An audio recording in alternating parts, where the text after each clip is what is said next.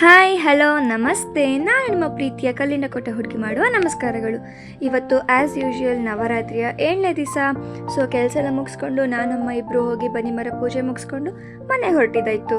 ಇವತ್ತು actually Sunday ಅಂದರೆ ಭಾನುವಾರ. ಸೊ ಇವತ್ತೇನು ಕಾಲೇಜ್ ಇಲ್ಲ, ಹಾಗಾಗಿ ಮನೆಗೆ ಹೋಗಿ ಇನ್ನು ಪೂಜೆ ಮಾಡಬೇಕು. ಇವತ್ತಿನ ಪೂಜೆ ನಮ್ಮ ಮನೆಯ ಪೂಜೆಯನ್ನು ತೋರಿಸ್ತಾ ಇದ್ದೀನಿ. ಅಂತಂದರೆ ನಾವು ಪ್ರತಿ ನವರಾತ್ರಿಯಲ್ಲಿ 9 ದಿವಸ ಕೂಡ ದೇವಿ ಬುಕ್ನ ಓದ್ತೀವಿ. ಅಂತಂದರೆ ದುರ್ಗಾದೇವಿ ಬುಕ್ನ ಓದ್ತಾರೆ ನಮ್ಮಪ್ಪ. ಅಂದರೆ ಡೈಲಿ ಒಂದೊಂದು ಕಥೆಗಳನ್ನ ಹೇಳ್ತಾ ಮತ್ತು ಪಾರಾಯಣ ಅಂತ ಇರುತ್ತೆ, ಅದನ್ನು ಸಮೇತ ಮುಗಿಸ್ತಾರೆ. ಎಲ್ಲ ಪೂಜೆ ನಾನೇ ಮಾಡಿದ್ದು. ಹಾಗೆ ನಾವು ನವರಾತ್ರಿಯಲ್ಲಿ ಮಣ್ಣಿನ ದೀಪನೇ ಹಚ್ತೀವಿ. ಯಾಕಂದರೆ 24x7 ಕೂಡ 9 ಡೇಸಲ್ಲಿ ದೀಪ ಉರಿತಾನೆ ಇರಬೇಕು, ಹಾಗಾಗಿ ಮಣ್ಣಿನ ದೀಪ ಉಪಯೋಗಿಸ್ತೀವಿ.